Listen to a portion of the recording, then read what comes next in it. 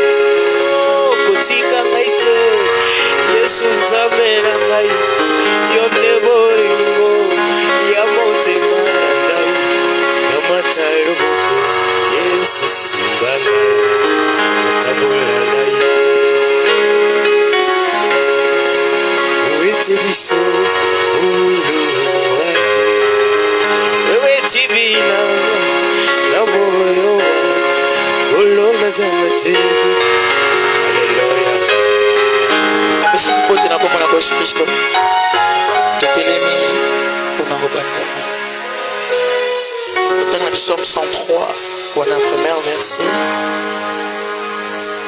de la 6e. Mon âme bénit l'Éternel, et tout ce qui est en moi, bénissez son saint nom. Mon âme bénit l'Éternel, et n'oublie aucun de ses bienfaits. C'est lui qui pardonne toutes tes iniquités, qui te guérit toutes tes maladies. C'est lui qui délivre ta vie de la force, qui te couronne de bonté et de miséricorde. C'est lui qui rassasie tes biens, ta violence, qui te fait rajeunir comme lait. L'Éternel fait justice, il fait droit à tous les opprimés. Amen.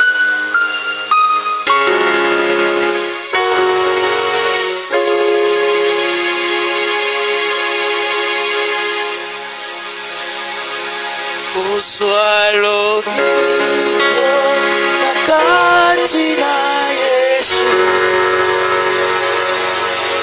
ezalipo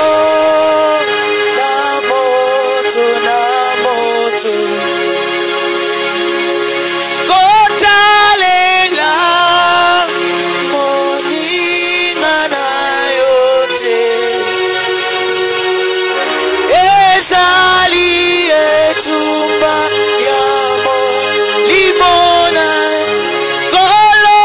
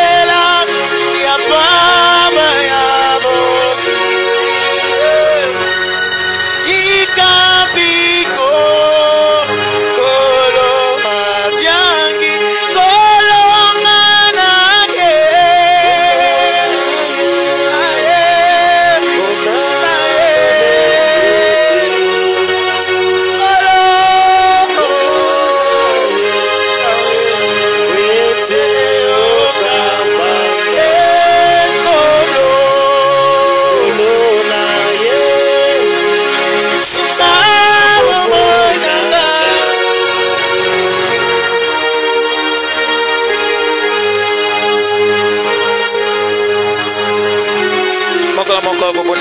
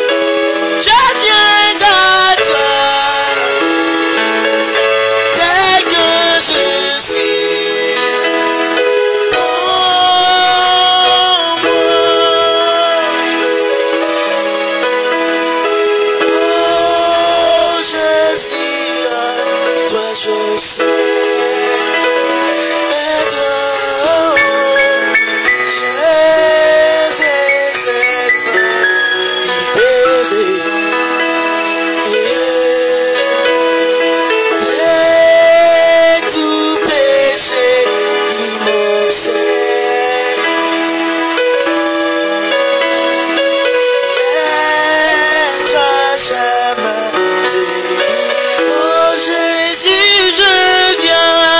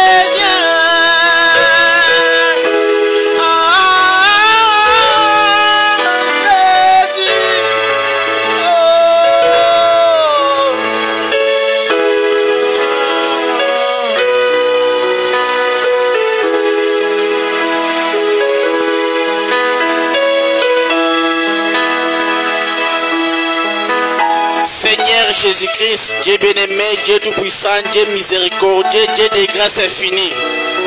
Père céleste, Dieu d'amour, ce soir nous élevons ton Saint-Nom parce que tu mérites l'honneur, la gloire.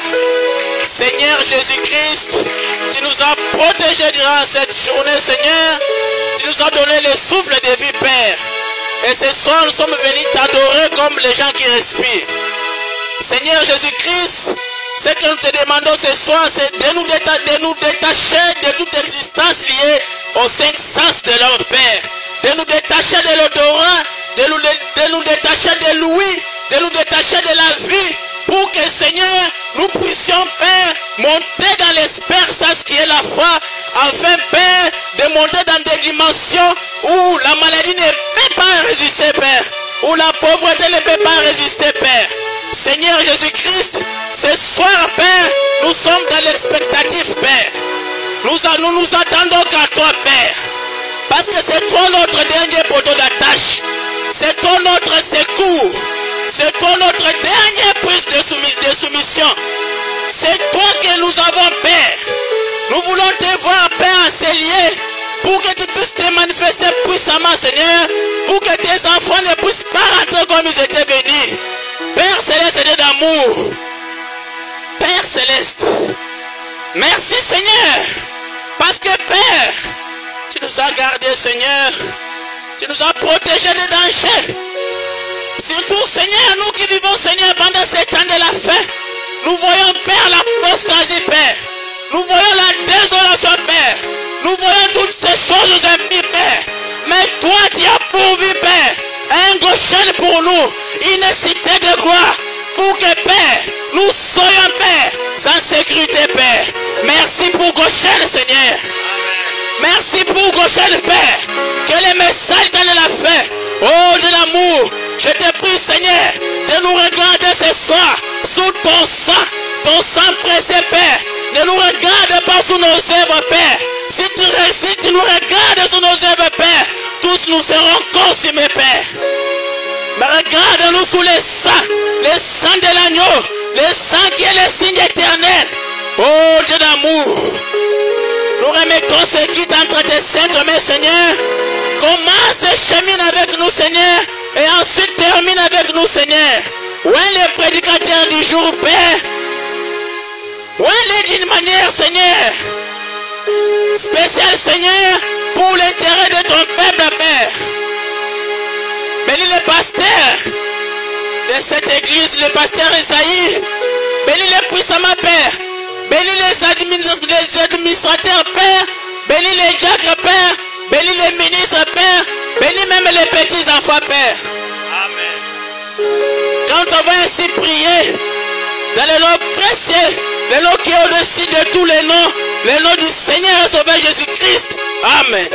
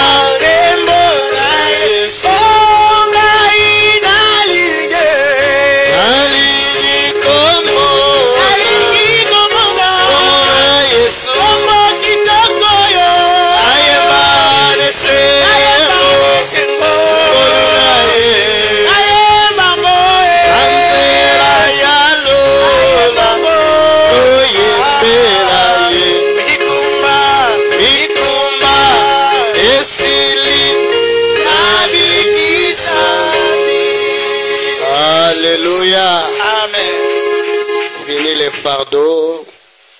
Fini de plaire. Amen. Et nous sommes en chemin pour la gloire.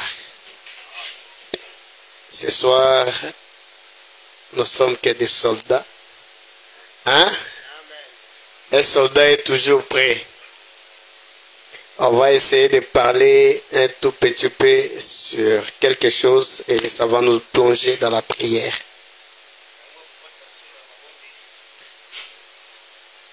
Nous ouvrons nos Bibles. Psaume 46. Psaume 46. On commence à partir du verset 2. Dieu est pour nous un refuge. Nzambe azali pona tina na biso e bomba melo. Et un appui. Pe moto apesi biso simbisi.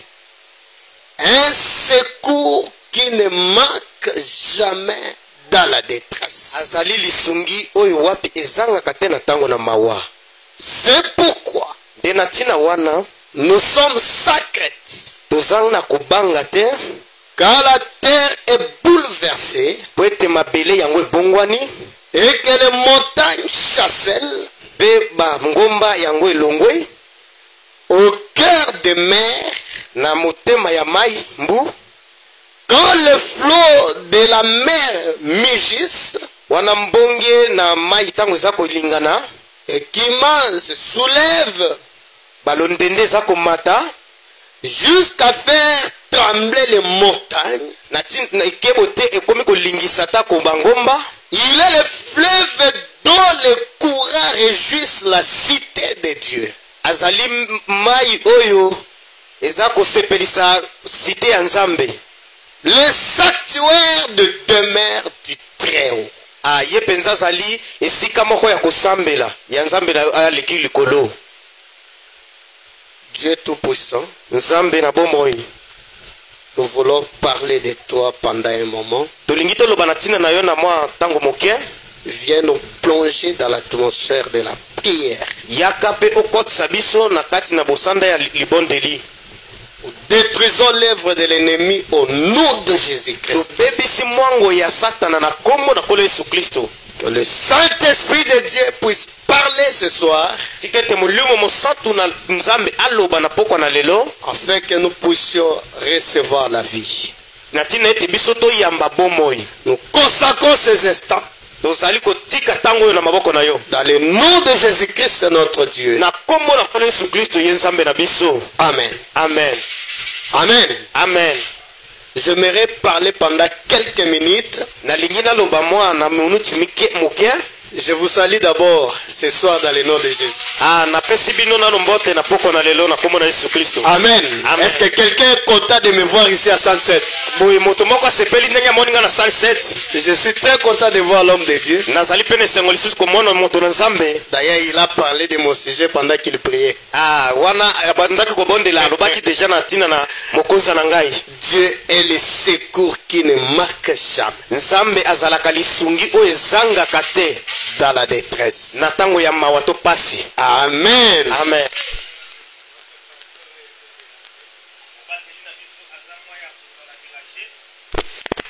C'est pourquoi nous allons essayer de vous parler pendant quelques minutes. De na tina wana tokoloba na bino mwa moke. Le pasteur racheté Omeonga, notre ancien, vous a salué. Mobateli pasteur Omeyonga apesi bino mbote. Est-ce que vous avez accepté cela? Boyebondimi yango. Que Dieu bénisse. Tikete Nzambe pambola bino. Ici dans la Bible, Awa na Biblia, il est dit, elobami Dieu est pour nous un refuge. Nzambe azali pona tina na biso ebomba melo. Vous savez, un refuge, c'est quoi? Boyebi kobomba maisa nini? Quand il y a des troubles, Soki eza na mwa kaka moko boye, là où il n'y a plus d'espoir, esiko wapi eliki eza lisusu te, mais il y a quand même quelque chose à se cacher. kasi eza na esika moko ya komibomba. C'est là où tout le monde cherchera à se réfugier. Wana nde esika moto nyonso akendeke po amibomba. Et cet endroit qui est comme un refuge pour les croyants, c'est notre Dieu. Amen. Amen. C'est comme la guerre à l'est du pays. Les familles se sont séparées. Il n'y a plus de place. La guerre a mis déjà dans le débandade. Ces gens-là qui sont dans des débandades, ils cherchent un endroit qui sera pour eux un refuge. Un endroit qui sera pour eux un appui. Et notre seul appui. Que les chrétiens peuvent se réfugier, c'est notre Dieu.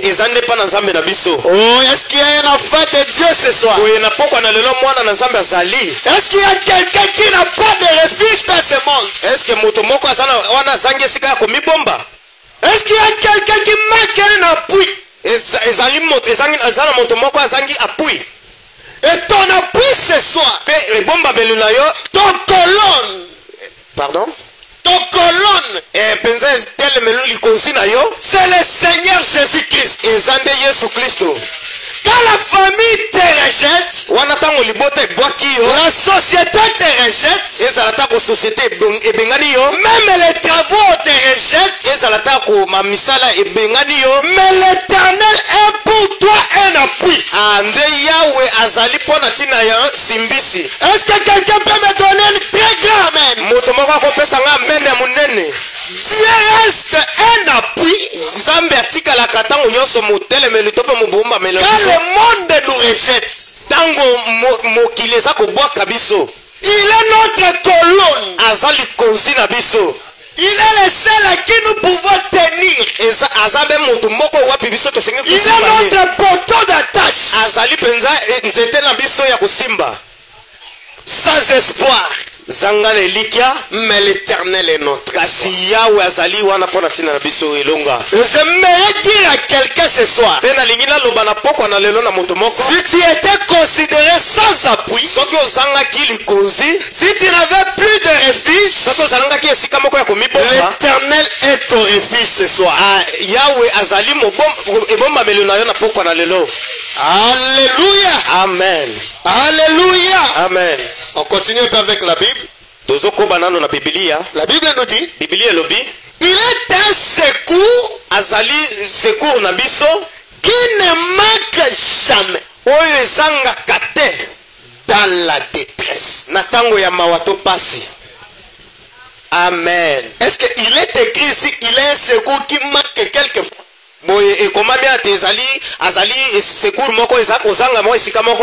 Quand tu es dans la détresse, là où ton esprit est limité, là où ton intelligence ne peut pas avancer, je te rassure ce soir, tu as un secours. Et ton secours, c'est à chaque fois que tu es dans des détresses, à chaque fois que tu es dans des troubles, c'est à ce moment-là que ton secours apparaît. Alléluia. Amen. Amen. Amen. Ouais. Parfois, même mes frères Branham ne peut pas t'aider. Et comme même ton pasteur, même un frère ne peut pas t'aider.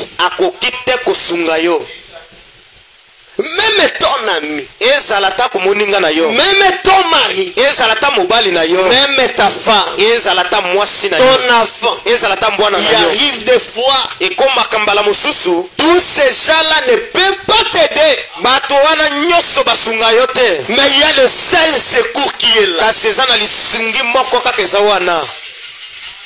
Le seul appui, l'ami céleste. Alléluia. Amen. Et dans ça, je vais ouvrir avec une citation de Frère Branham.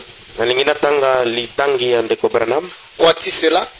Ozondima yango Prêché le 15 oeteyamaki mwa 15 janvier 1954, paragraphe 60. na mobu wana. Frère Branham dit, Frère Branham alobi oui, Frère Branham me dit, voilà, hein?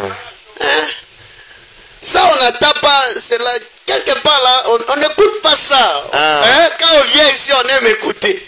tango toke Frère Branham me dit, ndeko Branham oh, alobi voilà, c'est ça. ouais, Un homme moto moko est venu vers moi ayepa na ngai il n'y a pas longtemps. eza eumeli te. Il a dit, Alobi Frère Branham, ndeko Branham j'étais chez Freeman.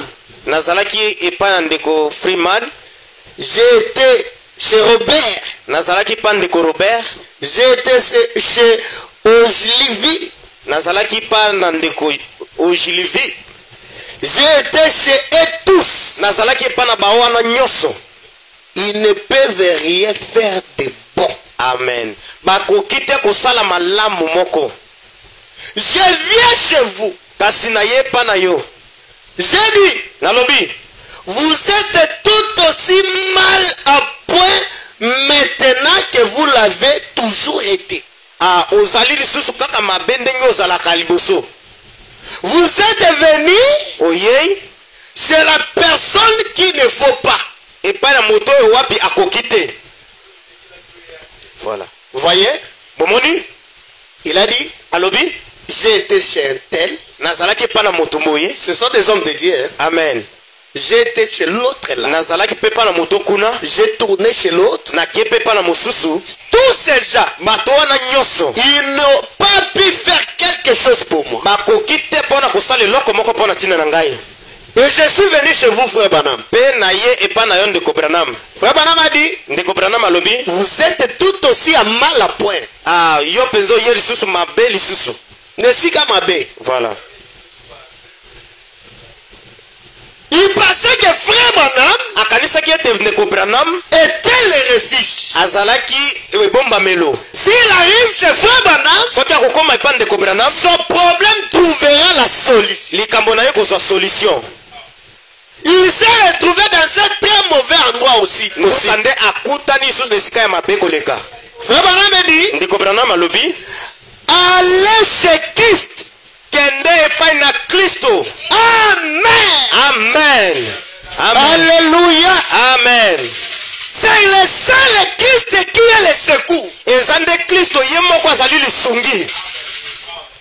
Quand tu places ton secours à un homme, tango yo tie lisungi no nde pa na moto, cet homme va te décevoir. moto wana akobwaka yo.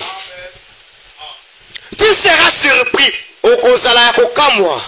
Mais comment? Ndenge nini? Je pensais que nakanisaki ete si je suis arrivé chez pasteur soki nakomi pa mobateli Esaïe, j'ai la solution à mes problèmes. nazwi solution ya makambo na ngai. Tu es à un très mauvais endroit. Yo komi su nde esika ya mabe koleka. Allez à Christ. Kende pa na Kristo. Alléluia. Amen. Pasteur Esaïe, mobateli Isaya, même lui, ezala ta ye son appui, ebomba melo na son secours, likonzi na ye c'est Jésus. eza nde Yesu. Amen. Amen. Alléluia. Amen. Il a dit, alobi, pourquoi perdez-vous du temps auprès d'un homme? mpona nini oza kobungisa ntango mpona kokendeke mpa na bato? Tu as perdu beaucoup de temps à regarder sur un homme, regarder sur l'autre homme, regarder là-bas, regarder chez un homme. obungisi batango kotala pa moto kuna pa tata mwasi pa mama leki. Ce soir, nde na pokwa na lelo, change ta vision. bongola emoneli na yo. Tournez le regard vers Jésus. bongola elongi na yo nde pa na Yesu. Amen. Mais c'est Jésus-là, kasi nde Yesu wana, il est toujours couvert. ye azipamaka ntango nyonso. Amen. Alléluia. Amen. Pour voir Jésus, mpona komona Yesu, approche-toi de la peau. yo belemaka na poso. Mais ne viens pas faire de la peau ton secours. me oya tete nzoto to mpe mosuni epesa yo secours. Frère, je suis bien. Amen. Ne fais pas de cette peau-là ton secours. Mais percer la peau pour trouver Christ. Faut que nous goûtons à Christ. Amen. Alléluia. Tuba yango kotuba. Ah, walingala ya biso. Atuba. Amen. Amen. Pourquoi passez-vous des temps auprès des hommes? Pona nini penzo za kolekisa tango tongo ngana pembene bato mosusu. Ça ce n'est pas moi. L'homme ne peut rien faire pour vous. Est-ce que tu peux me dire volume? L'homme ne peut rien faire pour vous. Si tu viens ici pour frère JP, je ne peux rien faire pour vous. Ça fait 2 mois que je ne suis plus ici. Est-ce que tu ne vis pas? Vous vivez. L'homme ne peut rien faire. Oh my. Oh Dieu. Il peut prêcher la parole. Il peut montrer les signes. Ce que Dieu lui donne. Mais il ne peut pas vous guérir. C'est à Dieu de vous guérir. Frère Branham me dit c'est exact.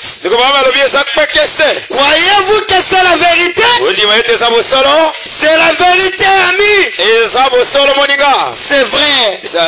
Bon, votre pasteur est tout aussi habilité à le faire. Ou n'importe quel ancien de l'église, ou n'importe quel autre homme. C'est exact. Il a autant le droit de le faire que n'importe quel autre homme. Car tout ce qu'il vous faut avoir, c'est la foi en Dieu. Frère Branham me dit, vous y êtes. Quand il y a la foi en Dieu, même frère Maram peut parler et la chose arrive. Amen. Même ta soeur peut parler et la chose arrive. Nous sommes des gentils.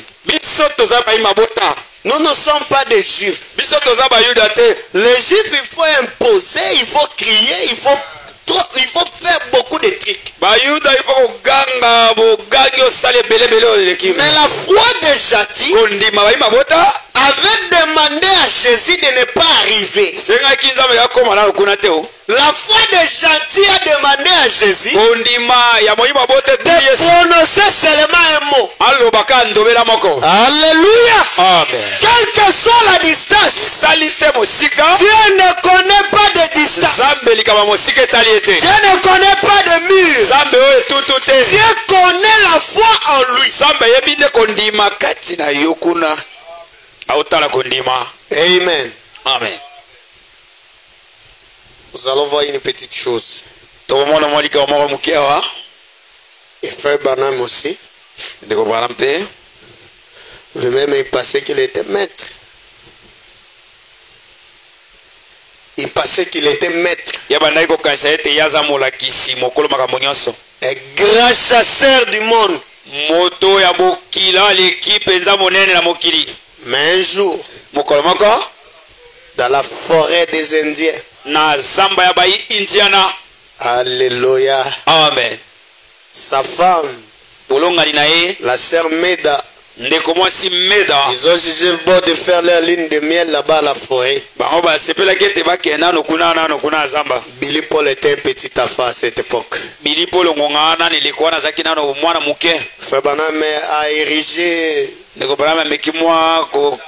sa tête. Kanda. Tête. Asali moi mulako na e.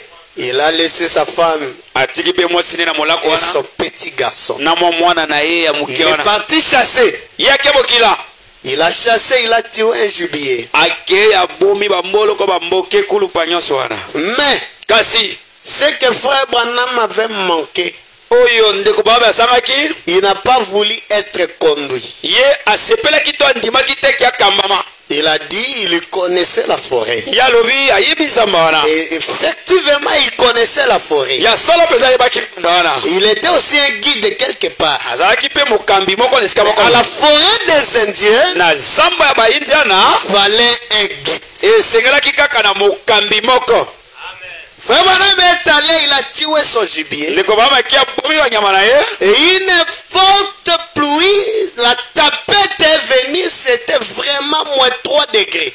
ekumbaki moko mpe mopepepe mbula moko C'était la saison, chez nous ici on appelle ça, l'été, ici on appelle ça Elanga. babenga yango elanga Et il y avait la froideur moins 3 degrés. malili oyo ezalaki kuna ya masi Sa femme même ne connaissait pas allumer le feu. mwasi na ye mede ayebaki te kopelisa moto na limete Et regardez, tu te retrouves dans cette condition, ta femme ne saura pas sa sortie. tala okutani na esika ya ndenge wana mwasi nakoka kobima te Et ton enfant ne saura pas sa sortie. mwana na yo mpe ekoka te Et toi-même, tu ne connais pas la route pour rentrer. yo moko mpe nzela ya bozongi oyebi te Alléluia. amen Et Frère Branham a appelé ça la marche de la mort. nde ndeko brama wana obenga yango etamboli ya kufa Et je me retrouve ce soir devant les gens qui font la marche de la mort. ngai mpe nazwami liboso na bato oyo mpe bazali baotambola na nzela ya kufa Et notre communauté, notre église, apparemment, nous sommes en train de traverser la marche de la mort. biso mpe ekeleze na biso na botalaka mpenza tozoleka na nzela oyo ezokende na kufa Nous tournons, nous retrouvons seulement notre gibier. tozolongana kaka esika moko Et Frère Branham appelle la marche de la mort, c'est un tour à rond. ndeko bama azobenga etamboli ya kufa eza nde bozolonganika esika moko Au lieu d'avancer, tu ne peux pas avancer. esika okele liboso ozobongwana kaka Au lieu de reculer, tu ne sauras pas na reculer. esika ozonga oyebi Il a fait des tours et des tours, il retrouvait son gibier. abongwana ti akutaka nyama yango esika yatikaki Amen. amen Est-ce qu'il y a quelqu'un? eza na moto moko Il dit, abi dans un guide, na mokambi moko par 125, eza kotanga mokama na vous savez ce que je fais? Ce que je faisais, oyo na bandi osala les Indiens appellent cela bayindiana babenga yango la marche de la mort. etamboli ya kufa Il y a la marche de la vie, eza na etamboli ya bomoi il y a la marche de la mort. etamboli mpe oyo ya kufa Et quand tu te retrouves en train de faire la marche de la mort, ntango yo ozwami ete ozosala etamboli ya kufa il n'y a qu'un seul appui eza kaka na lisungi to esimbameli moko qui peut te sortir de cette marche okoki kobimisa yo na etamboli wana et t'amener vers la vie. mpe mema yo na suka Amen. alleluya Ce soir, j'aimerais que nous ne puissions pas faire des prières égoïstes pour nous-mêmes. na poko ya lelo na kosepela ete biso moko tokende te kosimba lisungi ya moyimi mpo na biso moko Mais nous pouvons faire la prière pour que tout le monde qui est dans cette condition, tosala libondeli nde oyo ezaki moto nyonso azwami na lolenge oyo dans la marche de la mort, na etamboli ya kufa avec les secours qui ne manquent pas, na etina ete lisungi ezangaka te puisse les rattraper de cette marche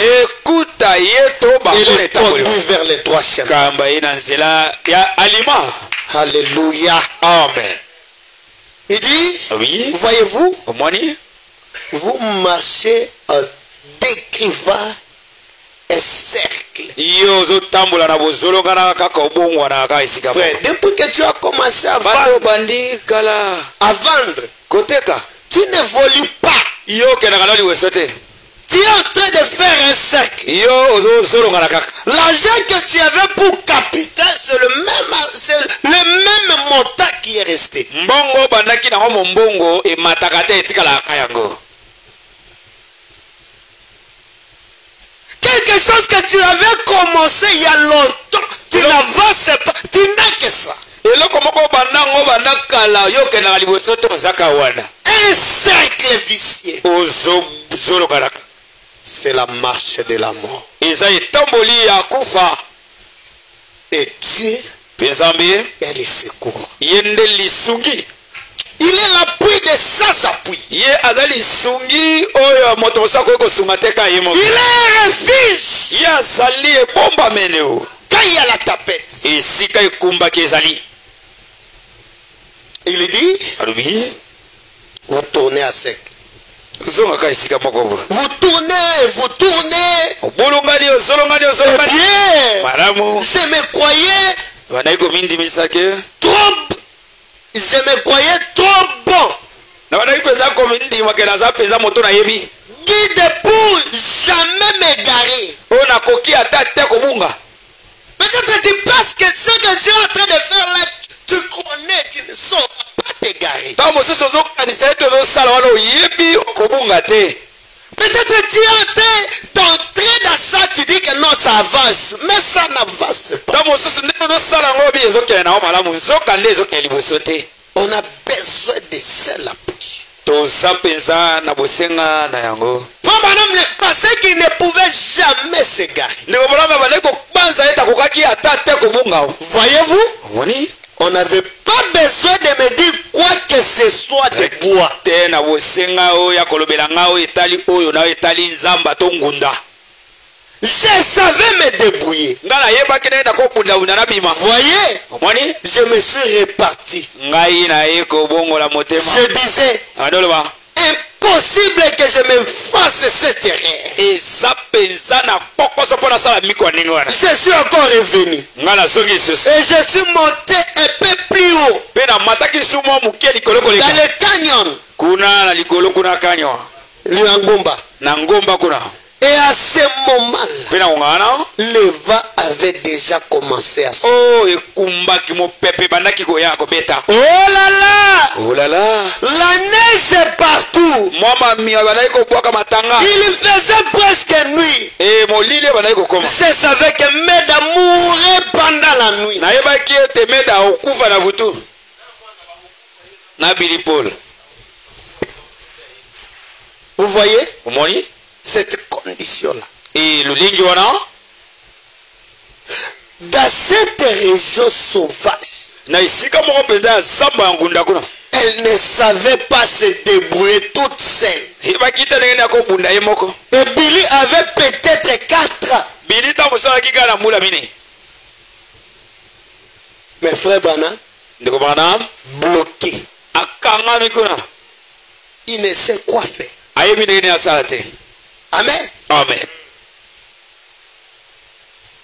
Frère Branham dit, obamabi dans la même prédication, kaka na ite yango moko. il n'y avait aucun moyen de s'en sortir. lolenge moko ekoki kosakela ezalaki te. Parce que po ete vous vous retrouvez en train de faire la marche de la mort. yo zwami nde ozotambola kozolonga na kaka yembi nzela ezomebona nde na kufa. À ce moment-là, nango ngana vous êtes fichu. yo mpenza kobatami na litumu osuki komi na. À ce moment-là, nango ngana vous êtes fini. oyo esili mpo na yo. Alors, na bongo vous pouvez prier. koki kobondela. Si vous n'avez pas un guide, soki ozala mokambi te o. vous pouvez périr si vous n'avez pas un guide soki ozala mokambi te kozinda bungi qui connaît la région, oyo ayebi mpenza zamba to esika wana. qui sait comment revenir. oyo ayebi ndenge nini azwa nzela bozongi. Amen. amen. Et frère Branham dit, okamabi dans les paragraphes 36, il dit, zela kotanga mokama na tumi sato tout à coup, na posa to na mbala kaka j'ai encore attendu cela, nayokisi yango qui disait, ebande oloba je suis un secours ngai nazali lisungi moko qui ne manque jamais au moment de la détresse. oyo ezangaka ata te na ngonga ya mawa. J'étais ministre de l'évangile. ezalaki mopanga neti sango À l'époque, na eliko wana j'ai prêché ici même au tabernacle. na bandaki kote ya ntango na moko. Alors je me suis dit, alobi eh bien, na malamu qu'est-ce que je peux faire? eloko nini nakosala. Je me suis arrêté. ngai natelemi J'ai regardé partout. Na- Là était débrouillard. natali bisika nyonso tu wana ezalaki kaka Déjà tombé. Ça y était, à ce moment-là, il n'y avait plus rien à faire. Je me suis dit, oh, qu'est-ce que je peux faire? Je me suis dit, monsieur, je ne suis pas digne de vivre. J'étais trop sûr de moi. Je pensais que j'étais un chasseur. Mais je n'en suis pas un. Amen. Amen. Peut-être tu te retrouves dans cette condition à profondeur parce que tu es sûr de toi. Moi je sais me débrouiller à ça, même si je fais ceci, ça va avancer. Frère Branham se croyait être un très bon chasseur. Mais il s'est retrouvé qu'il n'était plus un chasseur. Et la voix continuait à retâtir. Je suis un secours qui ne manque jamais au moment de la détresse. Cette même voix est en train de crier ce soir. Pour toi qui se retrouve dans la marche de la mort,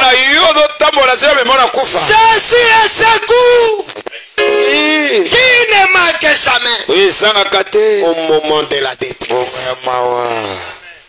Amen. Peut-être la marche de la mort, c'est sur le plan financier. Peut-être la marche de la mort est sur le plan de la santé.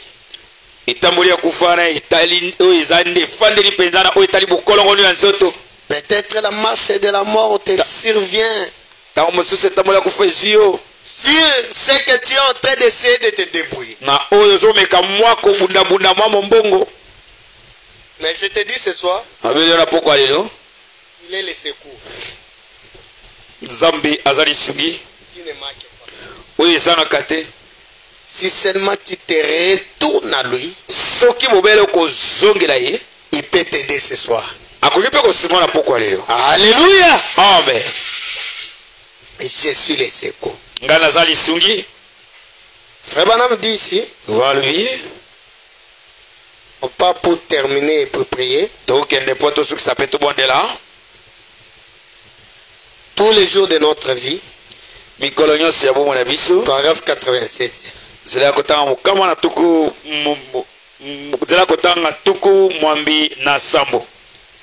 Frère Branham vous pose une question.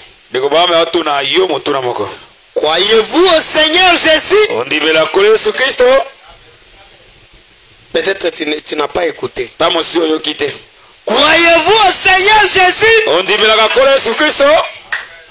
Alors tous ceux qui croient à lui, tenez-vous debout. Tenez-vous debout. Croyez en lui. Alléluia. Amen. Tenez-vous debout et croyez. Recevez votre guérison. Amen. Si tu étais venu malade, le prophète de Dieu te dit de te lever et de croire et de recevoir ta guérison. Alors reçois-le ce soir. Au nom de Jésus. Levez les mains maintenant et regardez au ciel. Pendant que nous prions, regardez au ciel ce soir. Alors que nous prions, regardez au ciel. Je vais vous lire une citation. Alors que tu es en train de méditer pour la prière. Le signe du temps, paragraphe 8. Peut-être c'est cette condition qui lie cette église. L'argent demeure en quelque sorte une chose étrange pour moi. C'est quelque chose de bien. Amen. Amen. L'argent, c'est quelque chose de bien. Nous devons en avoir. Et je n'en ai pas beaucoup qui dépassent chez moi. J'ai donc essayé de maintenir mes réunions à un niveau. Et ne devait pas engager beaucoup de dépenses. Vous prenez ici seulement. J'avais dit laisser aller. Hein? L'argent que nous manquons pour faire marcher cette église,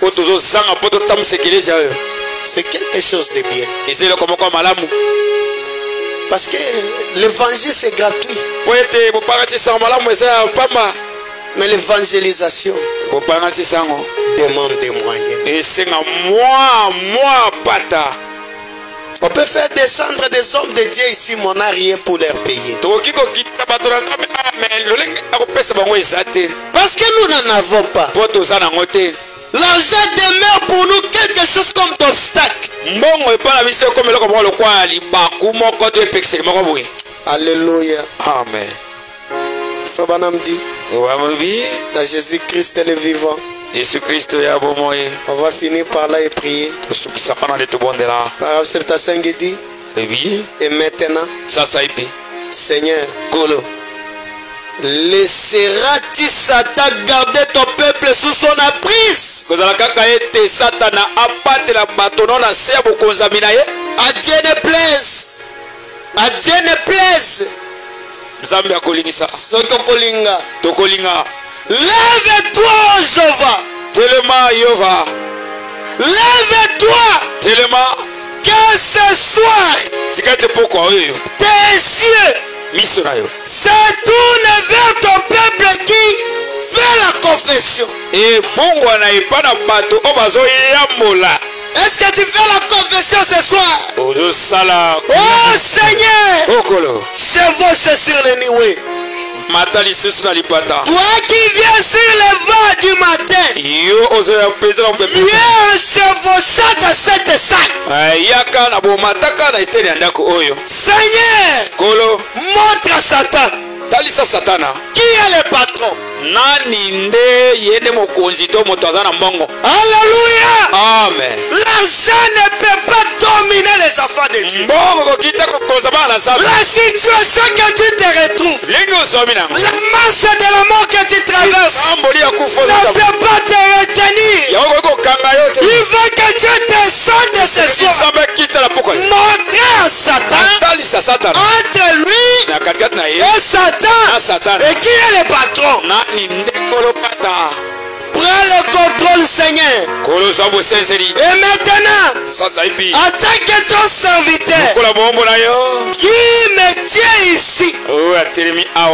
À ta place, je réprimande le diable qui a lié ces gens.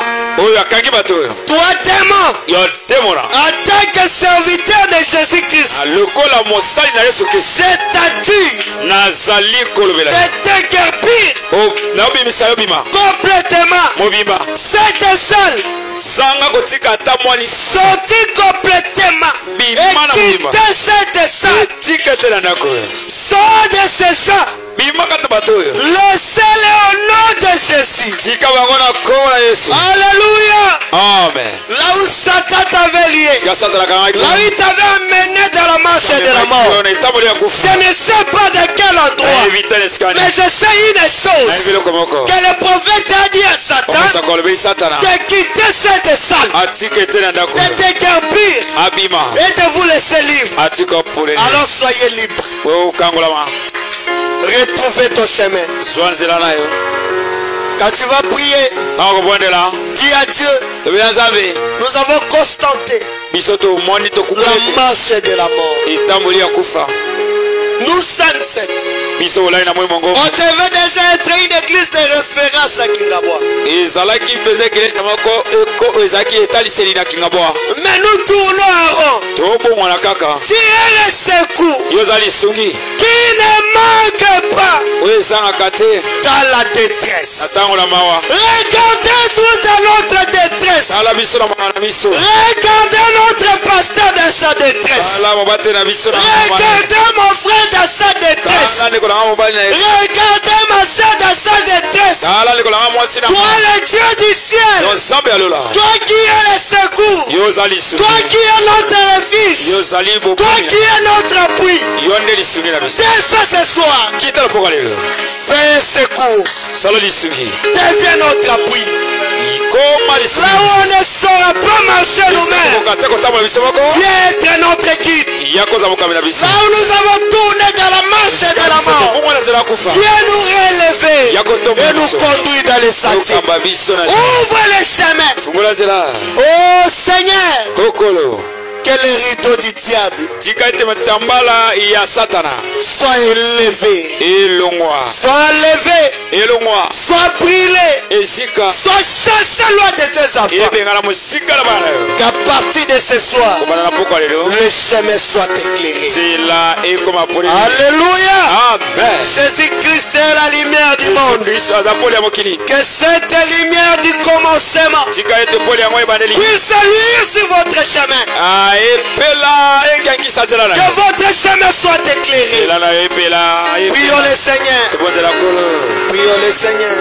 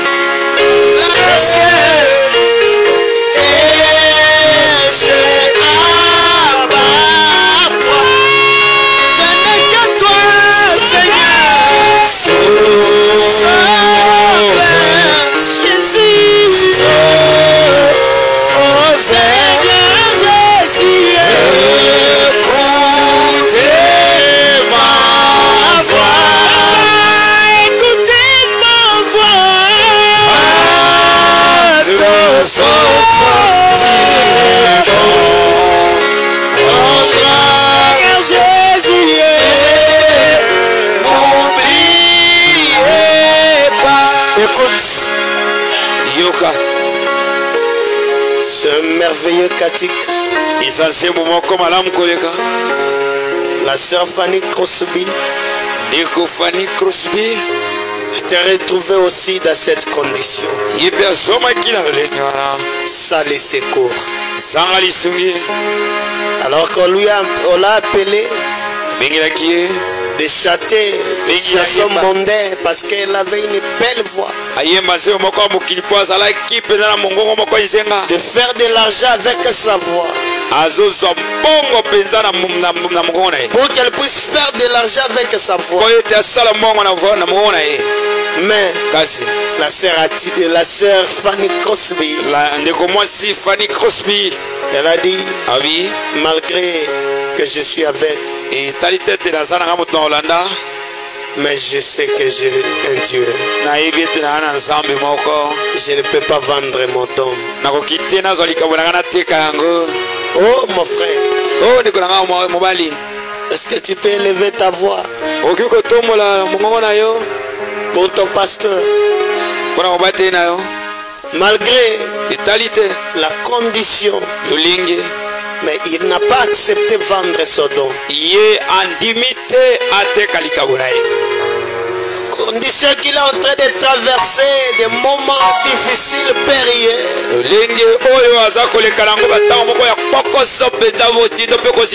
Il peut même céder son don pour avoir de l'argent. Mais il est en train d'endurer. Dis à Dieu ce soir, Dieu les secours de sans appui. Ceux qui n'ont pas d'appui, toi tu leur appuies. Ceux qui n'ont pas de secours, tu es leur secours. Oh Dieu, est-ce que tu peux être le secours de notre pasteur? Alors nous allons fredonner juste un couplet qui est là.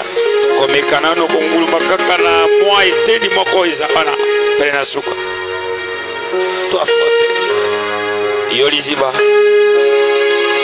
Alléluia. Amen. Toi fontaine de mort, enfant, plus que vie, plus que la vie.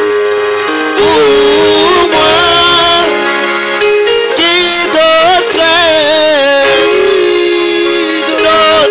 cité ou là, au ciel, ai-je à part toi, Dieu de ma prière. Élève ta voix là où tu es.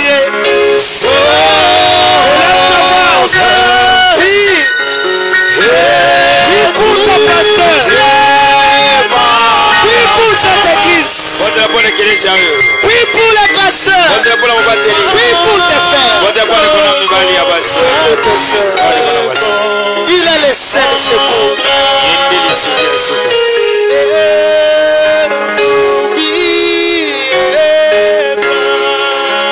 Laisse-moi près de ton trône. Laisse-moi près de ton trône. De grâce, mon Dieu, trouve-t-il. Ce soir à genoux. À genoux dans la contrition. Jésus, viens secours mon Dieu. Sauvez, sauvez, sauvez, sauvez, sauvez, Seigneur Jésus, écoutez ma voix.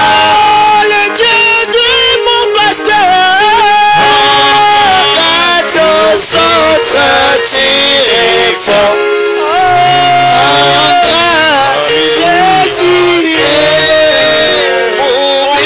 m'oubliez pas. Je n'ai que toi sauveur.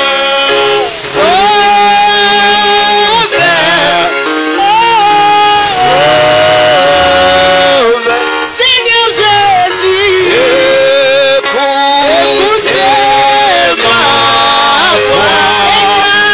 Écoutez ma voix.